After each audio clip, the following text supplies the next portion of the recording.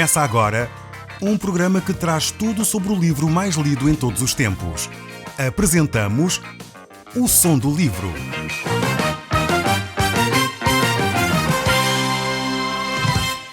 Seja muito bem-vindo. Neste podcast vai encontrar o livro mais conhecido e lido em todo o mundo. Vamos levá-lo numa viagem pela história da humanidade. Este é um audiolivro para si, para a sua família e sociedade em geral. Contextualização e comentários de Paulo Chaveiro. Caro amigo, nós continuamos a olhar para o segundo livro de Samuel e estamos agora no capítulo 12.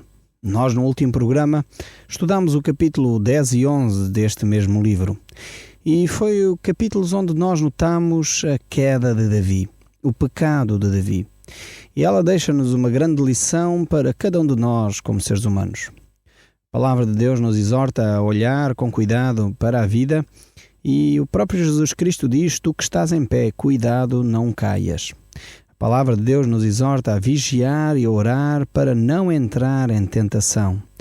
E Davi é, de facto, um homem extremamente dedicado a Deus, mas não é imune ao pecado, assim como cada um de nós não é. Por isso mesmo, todos nós, sejamos pessoas de bem, pessoas preocupadas com os assuntos de Deus, pessoas que procuram viver de acordo com as orientações de Deus, devemos manter a vigilância, devemos manter o cuidado na nossa vida para não cair em tentação, para não cair no pecado. Davi realmente era um homem segundo o coração de Deus, mas porque não vigiou e porque não teve cuidados em determinadas áreas da sua vida, então ele pecou e se afastou daquilo que era o propósito de Deus para a sua vida e fez coisas realmente horríveis. Não só tomou a mulher de um outro homem, como depois procurou tirar a vida a esse mesmo homem e conseguiu de alguma forma com êxito que isso acontecesse. E realmente era uma situação lamentável para um homem como Davi. Ele não tinha tido necessidade de agir dessa forma, mas infelizmente ele caiu em pecado e começou realmente a, podemos dizer assim, usando uma expressão um pouco mais corriqueira, a chafurdar na lama. Realmente é uma situação extremamente triste para um homem como Davi. Aqui temos de facto um homem que cai em pecado e num pecado extremamente grave. Deus não inocenta aquele que é pecador. E Deus vai falar com Davi, vai chamar a atenção de Davi de formas muito claras. E talvez você neste momento está ainda a perguntar, mas afinal se Davi agiu desta forma, como é que nós podemos dizer que Davi era um homem segundo o coração de Deus? Davi não era simplesmente um homem só segundo o coração de Deus. Davi, ele reconhecia o seu pecado e esta é a grande diferença.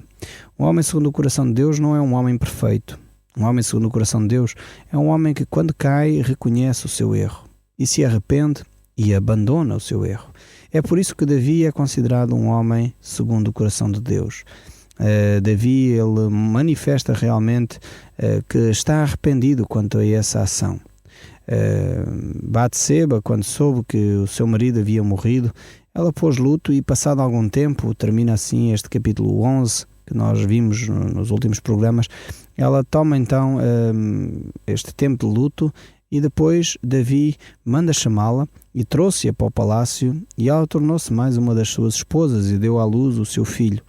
No entanto, tudo isso que Davi fez não pareceu bem aos olhos de Deus. Pareceu realmente muito mal aos olhos de Deus. Isso desagradou o coração de Deus, se podemos dizer assim. E é com este fecho no capítulo 11 que nós iniciamos agora o capítulo 12. Ele vai continuar a manifestar o desagrado de Deus e vai manifestar esse desagrado de uma forma muito clara para Davi. Pecado é pecado aos olhos de Deus e Deus não tolera esse pecado independentemente se é feito por Davi ou se é feito por outra pessoa. Deus tem de agir e chamar os seus filhos à atenção. No fundo, o que Deus quer é que os seus filhos se arrependam e abandonem esse pecado que provoca desgraça à sua volta. E exatamente foi o que nós vimos no capítulo 11.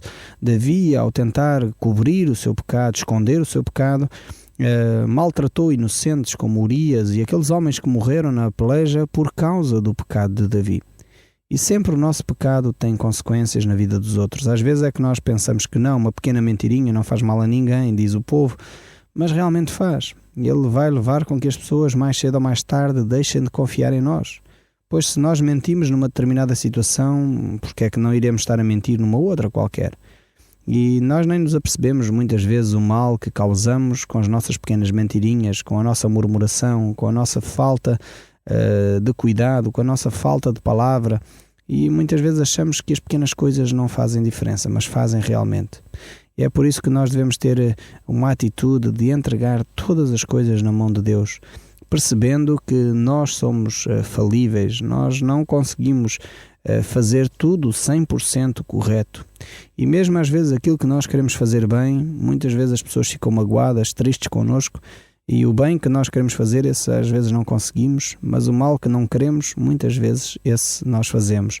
Já o próprio apóstolo Paulo dizia estas mesmas palavras. E então estamos no capítulo 12 deste segundo livro de Samuel e diz assim a palavra de Deus: O Senhor mandou o profeta Natã contar esta história a Davi. Haviam 2 homens numa cidade, um deles bastante rico, possuindo rebanhos de cordeiros e manadas de vacas, e um outro muito pobre, que tinha apenas uma pequena ovelha que conseguira comprar e que criara em casa. Crescera com os seus próprios filhos, muitas vezes tirando do seu prato para dar-lhe de comer, dera-lhe de beber do seu copo e dormia no seu regaço como uma filha. Nós vemos aqui este texto bíblico coloca Natã numa situação delicada.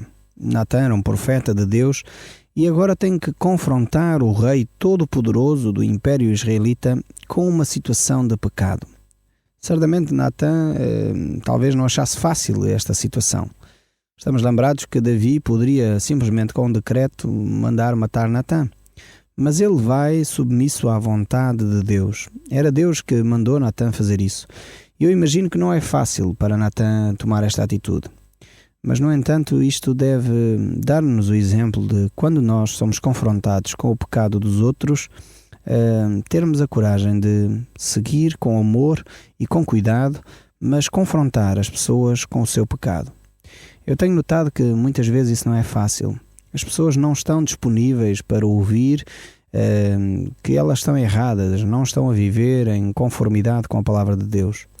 Mas é o que eu costumo dizer aos meus filhos quando eles dizem: mas pai, o pai castiga-nos aqui ou ali. E é o que eu costumo dizer: um pai só castiga porque ama os seus filhos.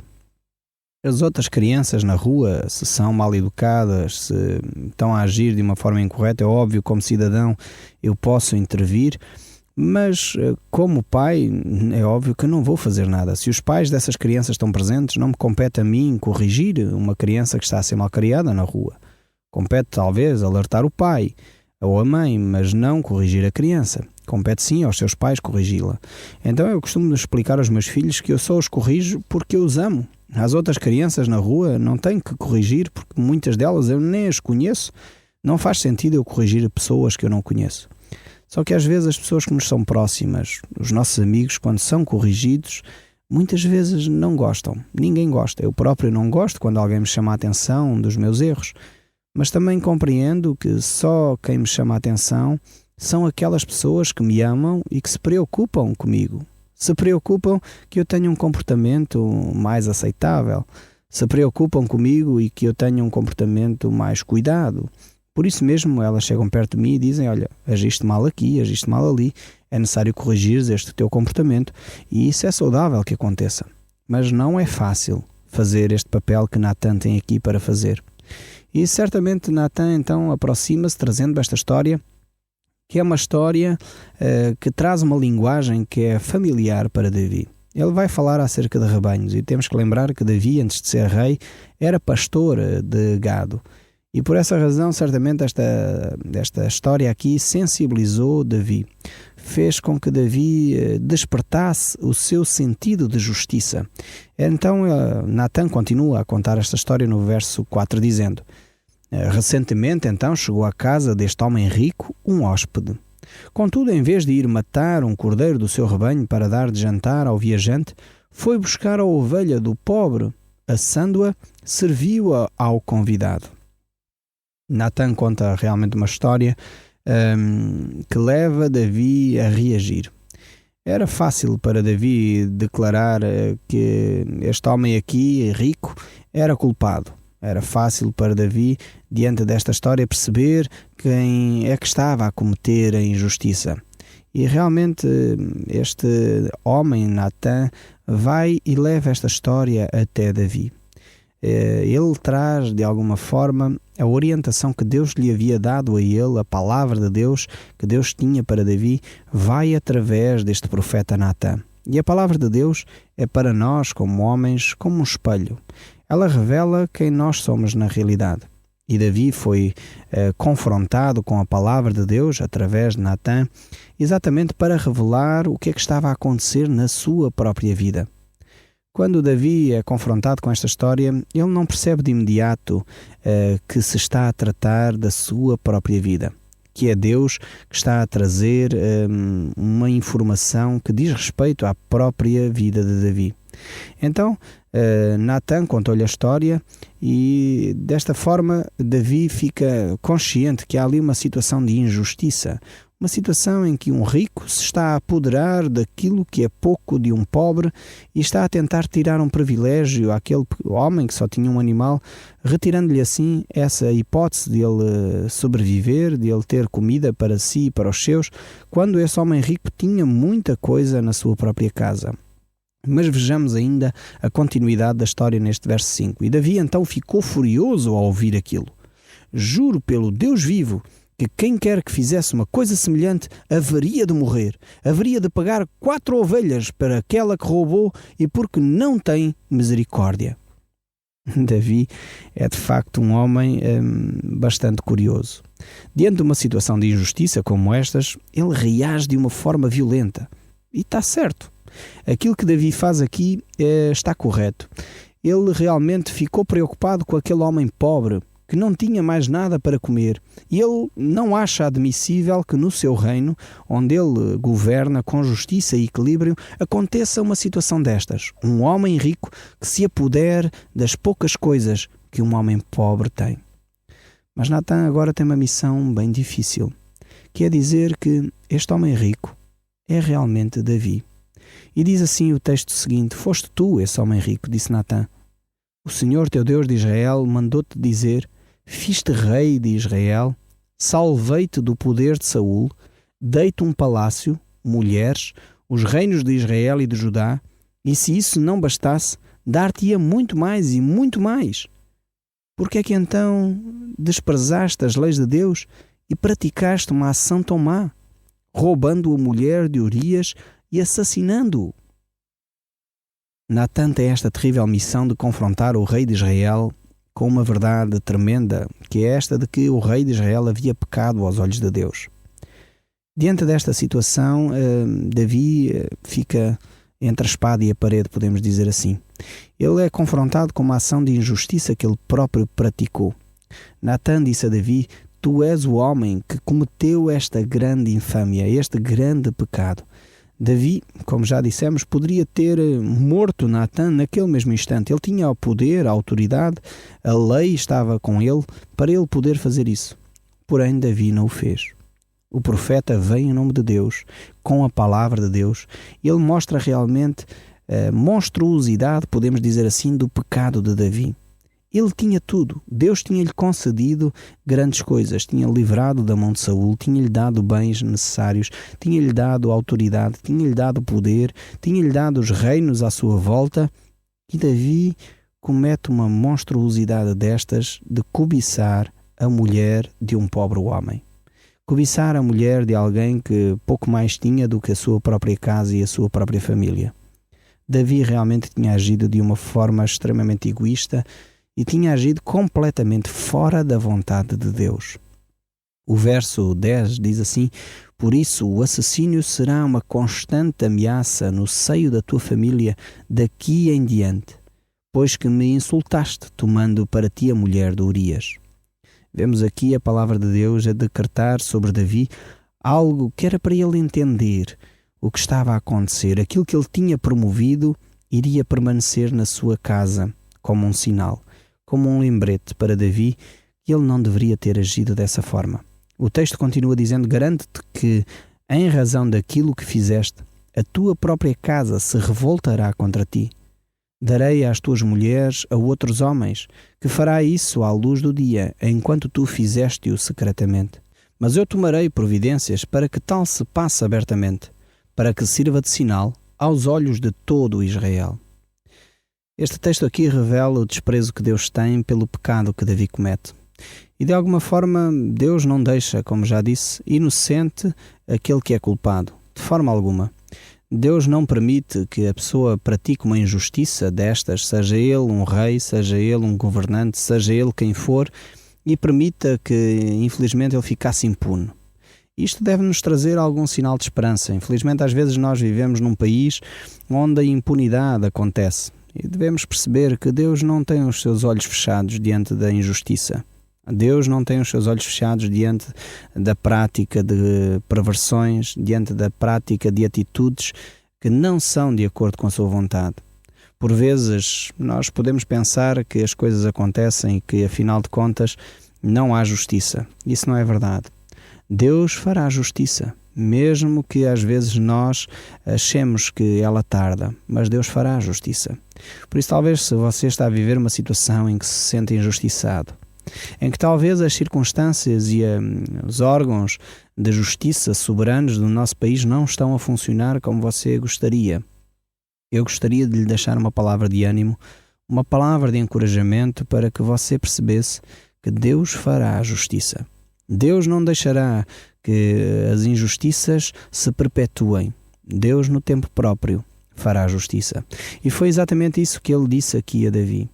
Ele pensava que poderia ter escondido o seu pecado, que enfim poderia ter enganado Urias, mandando para a frente da batalha que ninguém afinal de contas saberia, porque enfim morreu de uma forma heroica, entre aspas, no sentido que estava a cumprir as ordens de Joabe, nem foi muito, o nome de Davi não aparece lá muito naquela situação. Depois, como a senhora era viúva, ele já poderia então casar com ela e afinal depois teve um filho. Ele poderia pensar que as coisas estavam escondidas, mas Deus sabia muito bem. E por isso Deus enviou Natã para que confrontasse a Davi com o seu pecado. E por essa razão haveriam consequências tremendas na vida e na família de Davi. E é por isso que a palavra de Deus nos diz que aquilo que o homem semeia, isso também ele ceifará. E quando nós semeamos amargura à nossa volta, nós vamos ceifar essa amargura. Quando nós semeamos desconfiança à nossa volta, nós vamos ceifar desconfiança. Quando nós semeamos imoralidade à nossa volta, nós vamos colher essa mesma imoralidade. Mas quando nós semeamos amor à nossa volta, quando nós ceifaremos certamente amor. E quando nós semeamos humildade, bondade, mansidão, domínio próprio, nós vamos ceifar também essas virtudes.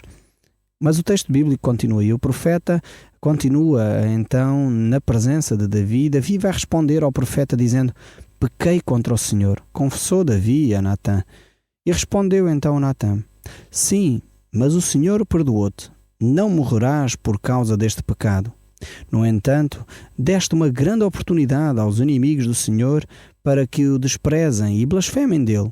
Visto isto, a criança que nasceu morrerá. Infelizmente, o pecado de Davi tem consequências tremendas para a sua família.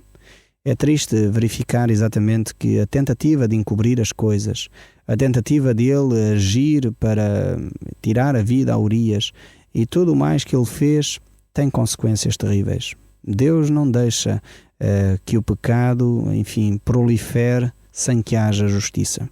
Só que às vezes nós próprios achamos que deve ser feita a justiça, mas quando ela é feita de uma forma contundente, de uma forma clara, por vezes nós próprios ficamos admirados como Deus foi tão justo e levou essa justiça de uma forma absoluta para que Davi realmente se arrependesse. E o texto bíblico ainda continua no verso 15. Natã então retirou-se. O Senhor permitiu que o menino de Batseba ficasse muito doente. Davi implorou a Deus que lhe poupasse o filho. Deixou de comer e a noite inteira ficou prostrado no chão perante o Senhor. Os líderes da nação imploravam-lhe que se levantasse e fosse comer com eles, mas sempre recusou. Então, ao fim de 7 dias, o bebê morreu. Os criados tinham receio de lhe dizer: se ele estava naquela maneira enquanto a criança se encontrava doente, o que não será quando lhe comunicarmos que já faleceu? Davi, no entanto, reparou naqueles sussurros, viu bem o que acontecera. A criança morreu? Perguntou. Sim, já faleceu. Então levantou-se, foi lavar-se, arranjou o cabelo, mudou de roupa, dirigiu-se ao tabernáculo e adorou o Senhor. Regressou ao palácio e comeu. A criadagem estava atônita. Não percebemos nada, disseram, enquanto a criança estava doente, chorava, recusava-se comer. Mas agora que ela está morta, acabou com o choro e torna a comer. Se eu jejuava e chorei enquanto a criança era viva, é porque eu pensava assim: pode ser que o Senhor me faça a graça de permitir que o bebê sobreviva. Mas por que razão haveria eu de continuar a jejuar depois dele morrer? Poderia eu fazê-lo ressuscitar? Eu sim, poderia ir ter com ele, mas o menino não vem ter comigo mais. Vemos que Davi está consciente que as suas atitudes não foram corretas diante de Deus. Ele realmente estava arrependido e isso é revelado pela forma como ele se prostrou diante de Deus, jejuou durante aquele período, mas não havia nada a fazer. Realmente o seu pecado tinha sido demasiado forte e haviam consequências às suas atitudes. O verso 24 ainda nos diz: depois foi consolar Batseba. Tornando a dormir com ela, nasceu outro filho, a quem chamou Salomão. O Senhor amou a criança e mandou abençoá-la através do profeta Natã. O rei chamava o menino de Gidedias, que quer dizer amado do Senhor, devido ao interesse que o Senhor manifestou. Vemos aqui mais uma vez que Deus é um Deus que perdoa, é um Deus que ama, é um Deus que não inocenta ao pecador, mas ao mesmo tempo é um Deus que age muito além daquilo que nós merecemos. E por essa razão Deus manifestou graça para com Salomão. E foi exatamente este Salomão, filho de Davi, que se tornou no grande e sábio Salomão, que ainda hoje a história reconhece como sendo um dos maiores sábios de todos os tempos. E isto porque a graça de Deus, o amor de Deus, se manifestou nesta criança. Nós podemos ver que Deus realmente é um Deus que age na nossa vida. É um Deus que quer transformar os nossos corações. É um Deus que quer tocar as nossas vidas. Por vezes, quando nós agimos de uma forma que desagrada a Deus, Ele age nas nossas vidas para nos levar ao arrependimento, voltar de volta à sua casa. Talvez Deus está a permitir na sua vida determinadas situações que o estão a fazer refletir. O meu desejo e a minha oração é que você possa ouvir a voz de Deus. O Som do Livro, uma produção da Rádio Transmundial de Portugal.